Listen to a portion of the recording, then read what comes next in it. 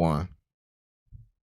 What's going on, everybody? Welcome back to the 1025 podcast. This is episode 17. I'm joined along with Kristen and Ayana, and today we have a few topics to talk about. But first, I just want to send my condolences to the families of the victims of the September 11 attacks. Yesterday actually marked 20 years since 9/11, as well as the families of actor Michael K. Williams, who just passed away, I think, a few days ago.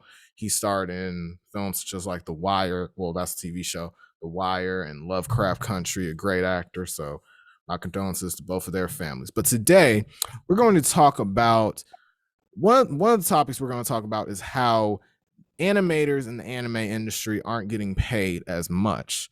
Now, this article comes from the New York Times. If I can get my cursor in here. And it states right here, anime is booming, so why are animators living in poverty? The workers who make the Japanese shows the world is binge watching can earn as little as $200 a month. Many wonder how much longer they can endure it. And this basically shows how in the anime industry, the economy is like the main ones who, get the push to those companies to make anime and all that type of stuff. And when I was reading this article, it made me realize that the anime industry is definitely a white knuckle and just like cutthroat field to work in. A lot of people who work these jobs, they don't make enough money to even support themselves. Like there's this one person in the article who states that he wants to start a family, but that's going to be impossible due to his career. You know what I'm saying? I mean, $200 a month, that can't really even cover rent, to be honest.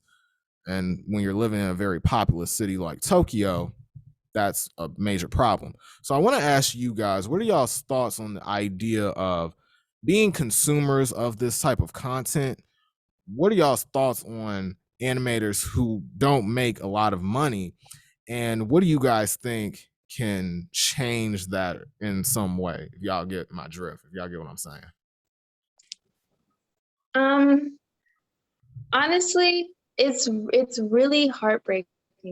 I've been watching anime since I don't know how long. I kind of grew up on it before I really realized that it was a part of a whole different culture.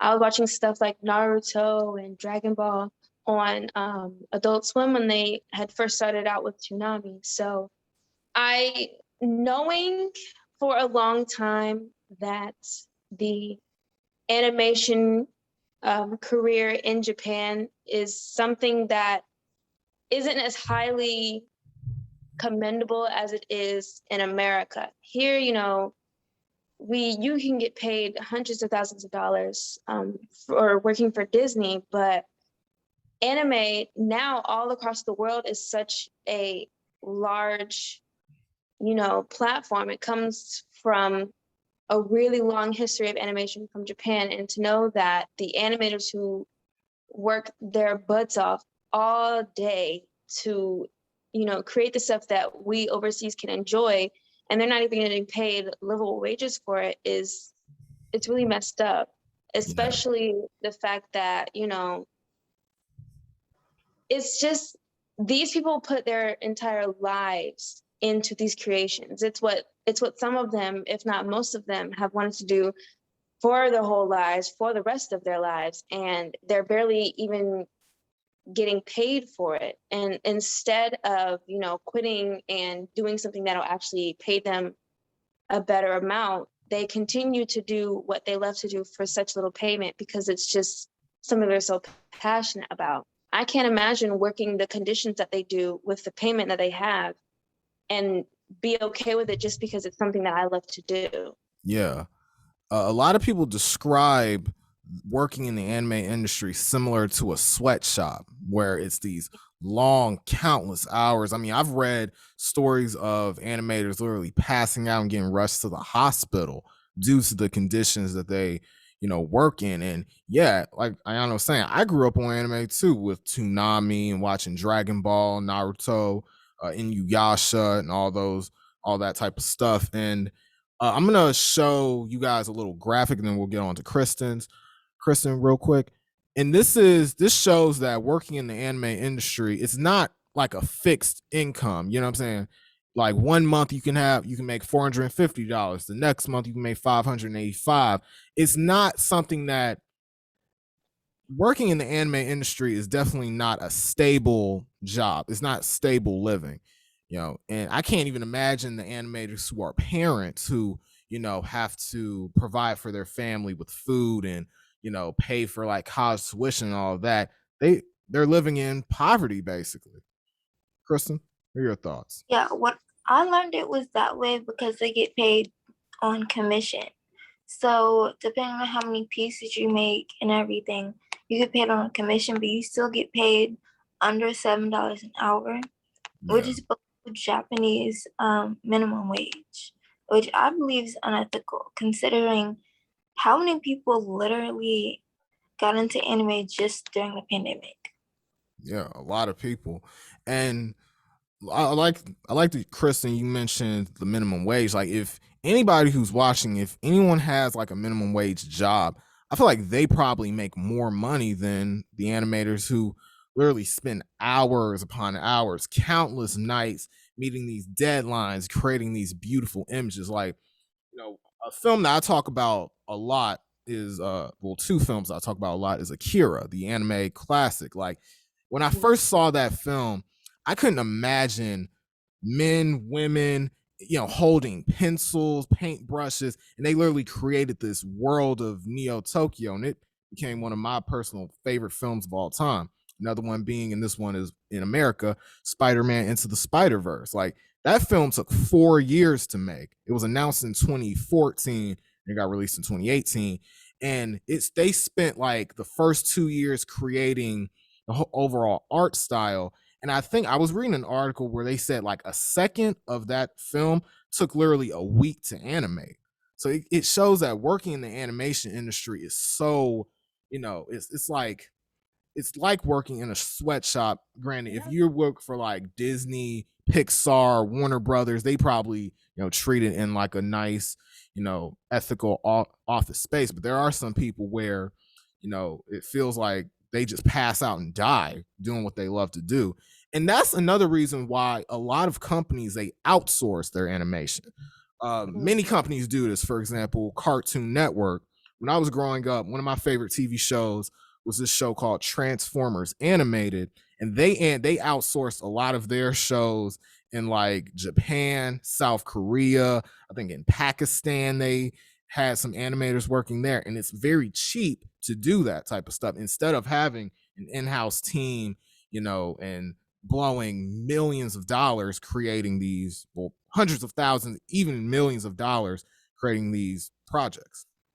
Yeah. And I think it's fascinating to have grown up with anime and, you know, anime, I would say Japanese anime isn't something that's new. It hasn't just become westernized, not even recently, way before I was born. I think like a few years before I was born in the late 1990s when Dragon Ball had first come out and Cartoon Network was airing reruns of Dragon Ball in the early 2000s was when it really started kind of picking up. And then when Adult Swim created Toonami and they started showing all, you know, Inuyasha, Naruto, Cowboy Bebop, all those kinds of very popular anime, it's crazy to me that after all these years, over 20 years of anime being westernized and having the platform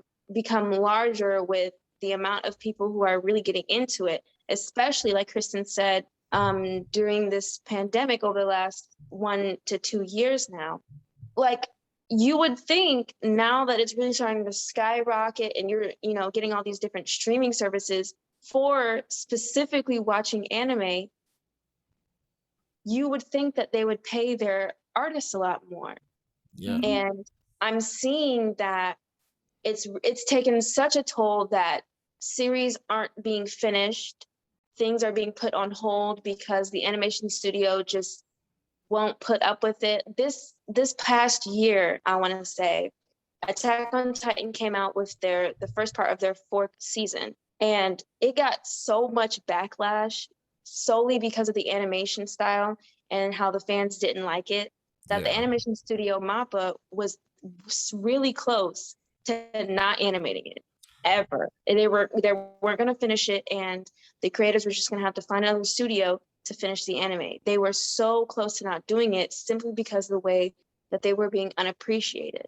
And Yeah. that kind of stuff happens so often, on top of the fact that they're barely being paid for their hard work. Yeah. That's insane to me. Yeah. I like that you mentioned Mappa, because Mappa has quickly become one of my personal favorite animation studios.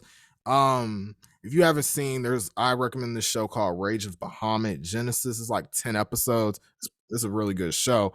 But I was reading something a few days ago about they were animating like a sequence or something for a TV show, and they actually got paid like cents on the dollar. Like, I think it was probably a hyperbole. They got paid something equivalent to like $2, something that I can go to McDonald's and get a cheeseburger for, which I just find that's absolutely insane. And even with Attack on Titan, for example, like that's a show that's very infamous to being delayed constantly. And, I feel like, me personally, as someone who loved that first season, it was like my hype for seasons 2 and 3, they kind of went down a little bit. Cause I remember when I was in 8th grade and I watched all of Attack on Titan, I was waiting for season 2, got delayed constantly. And I was like, okay, well, I don't really want to see it no more. That happens Right. to me a And lot with that's shows. exactly. You watched the first season in 8th grade, and now Yeah. you're in college, and they Yeah. only have 4 seasons. Wow. How is it so why is it so baffling to know that it's taken that long to animate one series, to get out 4 seasons? That's Yeah. ridiculous. Stuff Yeah. like My Hero that has 5 seasons now it came out what, 2015, 2016? I think, yeah.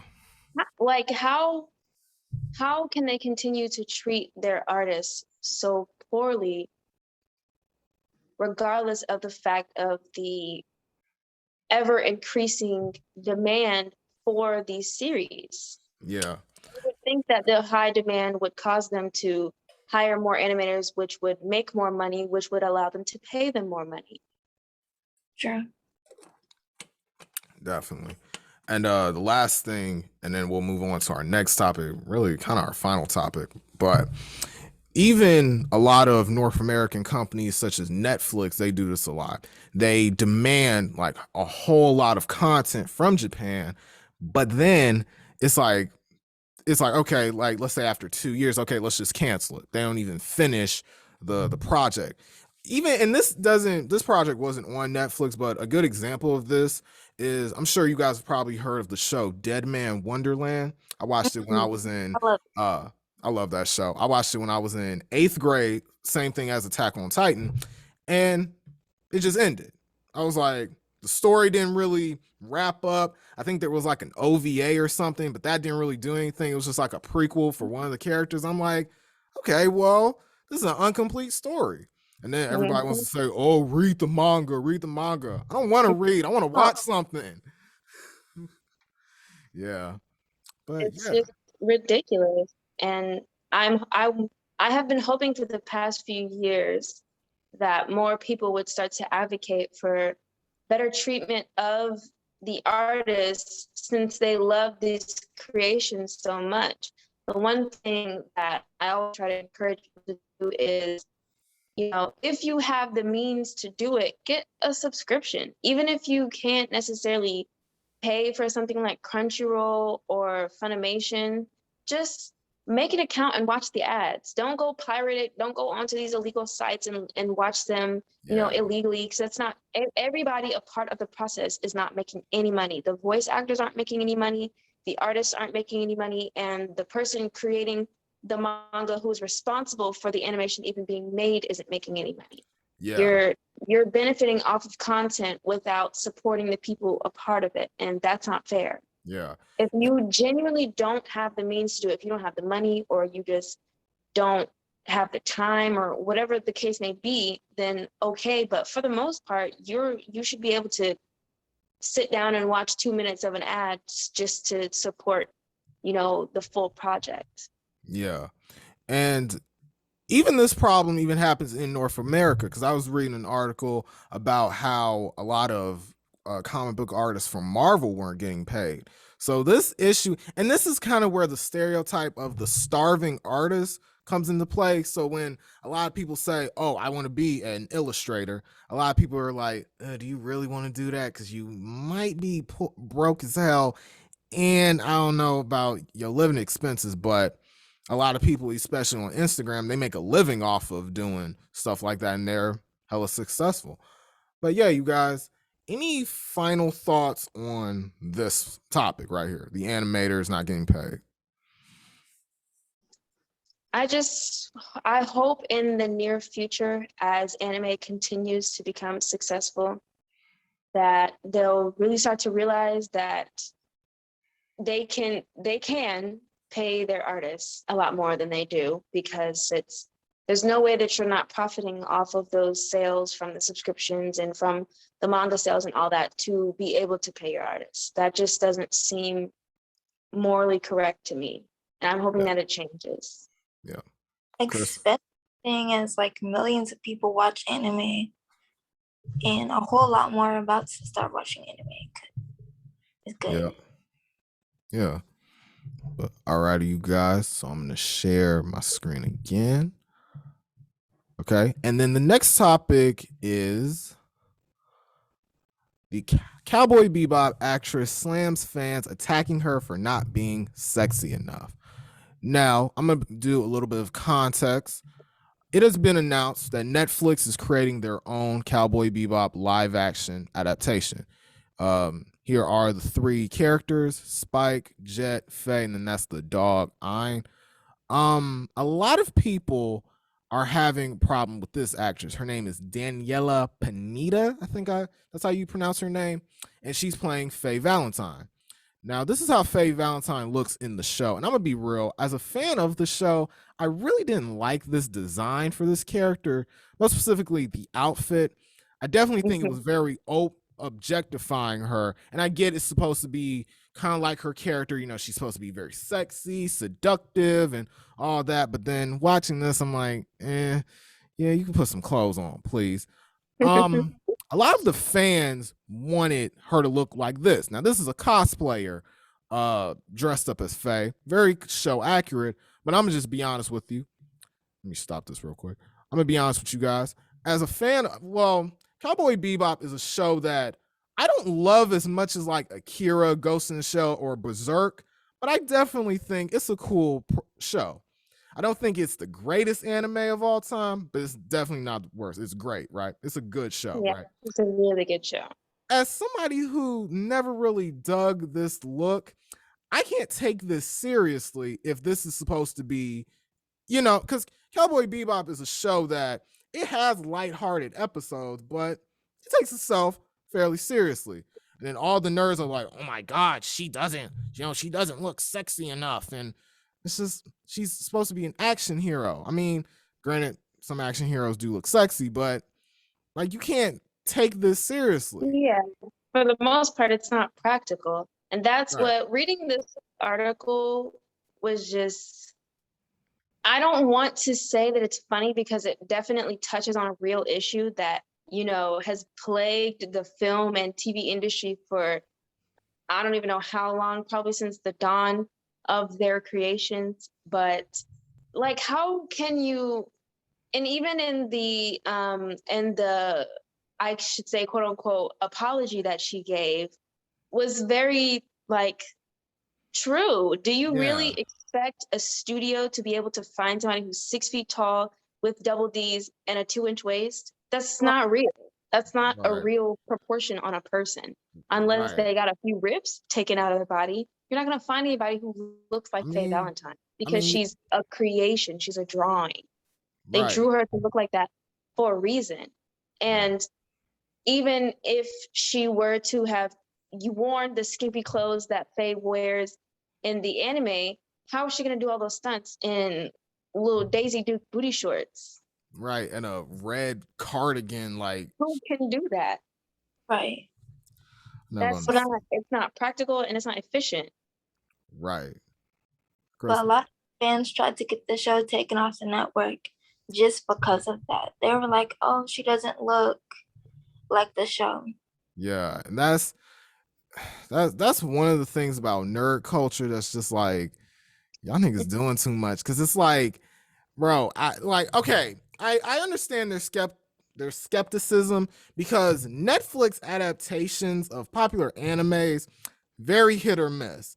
I mean, you can definitely be a Death Note, which is like this American version of Death Note. This dude is like light Yagami and stuff like that.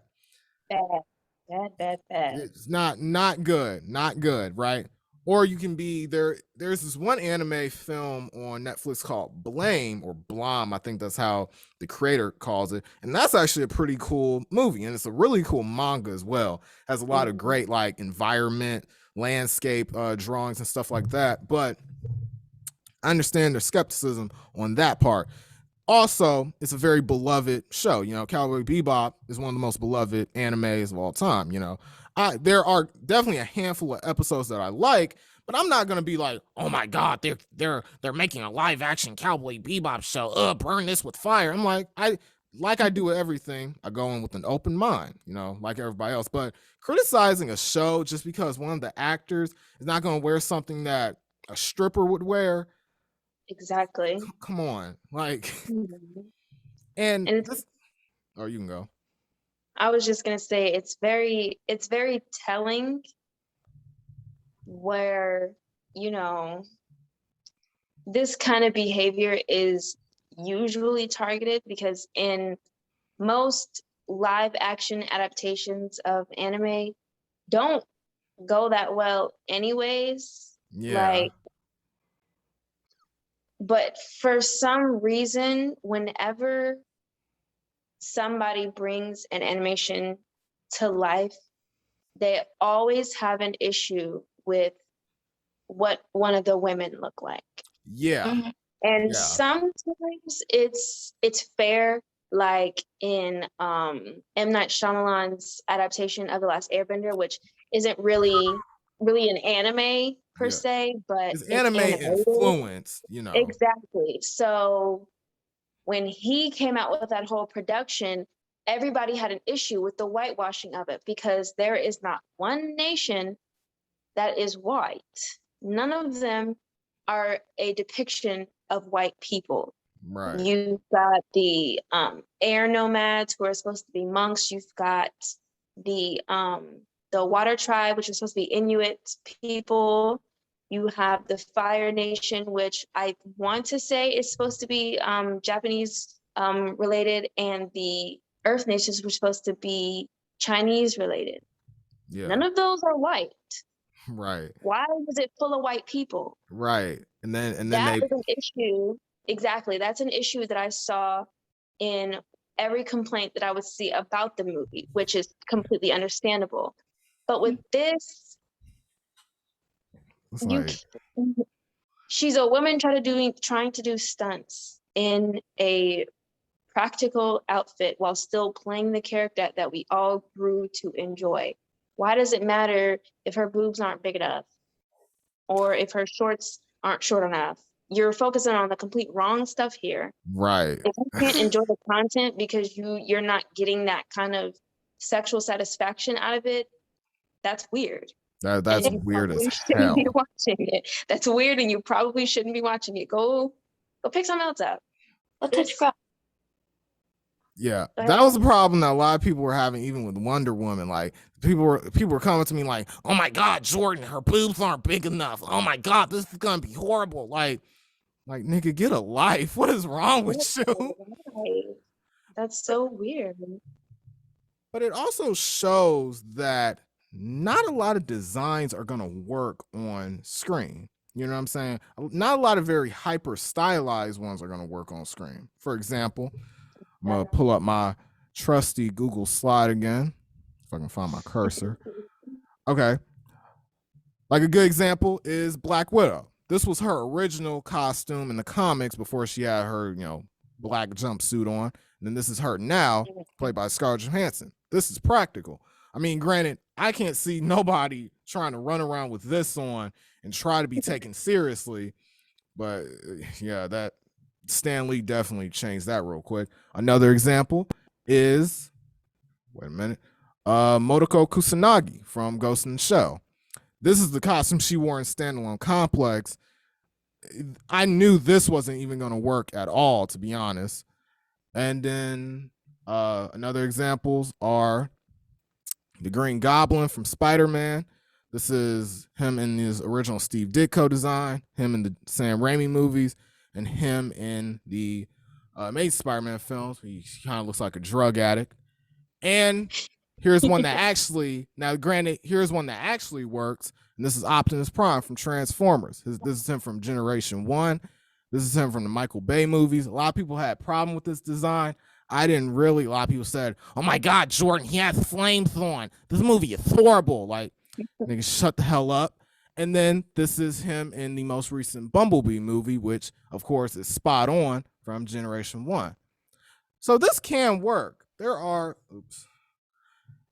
some designs that can work, but don't hate on this actress just because she doesn't want to appeal your sexual fantasies of the male gaze, Exactly. And like the creation of Faye Valentine and her character design, I notice is a little similar to how just about all of the women are created in One Piece, which is a very popular manga and anime series that a lot of people continue to follow as it continues to be made. Yeah. But I cannot imagine if people have an issue with Faye Valentine and Danielle portraying her. What's going to happen if they make a live action One Piece and nobody should like Nami or Nico Robin? What is like? How are they just gonna abandon the whole series, almost 1,000 episodes that they've already seen because they just can't fathom the fact that people aren't built like that? Right. You can't hate on a movie that you haven't even seen just because you don't like how somebody's dressed or lack thereof. Yeah. Exactly. But yeah, I mean, unless you're using like CG or something that's gonna like contort somebody's body to look like the characters in One Piece, because One Piece is hyper stylized, like doing all the stretching and all that, and Monkey D. Luffy smiles like this, like all that type of crap. Like, well, not crap, but yeah. I also still can't believe they have like almost 1,000 episodes. Like, imagine trying to binge watch One Piece. It's insane. Say that one more time. Or binge watching Bleach. Yeah. Oh my God. I used to watch Bleach when I was in middle school. Like, I was just watch like the arcs, like just the little arcs. Like, I didn't watch the whole show because I was like, some of this low key ain't it, but yeah. I'm just hoping that, like, I guess I can't hope because it seems like they're going to release it regardless of people's comments about Danielle and her portrayal of Faye Valentine. But it's just sad. It's just sad to me to know that there are still people who prioritize objectifying a character rather than the quality of the production. Yeah. I'm sure it's going to be a good series or a good movie, whatever they're making it into. But if people aren't gonna watch it or gonna boycott it simply because of Danielle's lack of proportions compared to Faye, go ahead, I guess. They're not gonna, it's not gonna hurt their pockets. Netflix isn't gonna go crying and send you a personal apology because you don't like the way Danielle's built, and neither is she. So right. It's like they can cry and moan about it all they want. Behind their keyboards and their fucking basements and shit while playing World of Warcraft.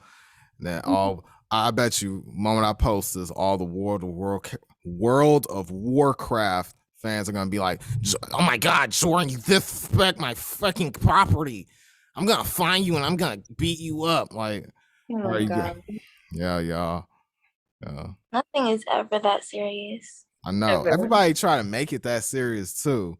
Like I remember I was reading some article where a lot of fans of DC movies, they were sending death threats to Warner Brothers saying restore the Snyderverse. Like Warner Brothers is probably like shit, fuck the Snyderverse. Okay. But yeah, y'all. But I mean, like I don't mind this look that she has in the show. You know, Danielle has, you know, the I thought I was about to sneeze. The yellow shirt, the jacket, cause like I can't take that seriously. Like if a woman actually tried to dress like that from the show, the anime, it's like, and she was trying to like beat people up. I'm like, girl, sit down. Like, okay, you can put some more clothes on. Like it's Yeah, like if it's possible, maybe if she could find a way to do it, okay, but that shouldn't be people's main issue as to why they wouldn't watch the show. right. Like, oh man, I can't watch this show because she's not objectified enough. Right. Y'all niggas Right. need to get a life, man. Really. Yeah. But yeah, y'all, we have 8 minutes left. So any final thoughts on this property right here? Well, why the fuck did I say this property? This topic right here? Nope. Whoever is watching this or listening to this and feels like they should boycott this new Netflix adaptation because Danielle's not skimpy enough, I'm telling your mother and or your sister. Whatever woman you got in your life, I'm telling you, do better.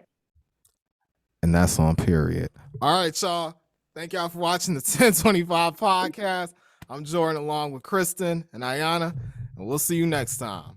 Peace. Good night. 1 second.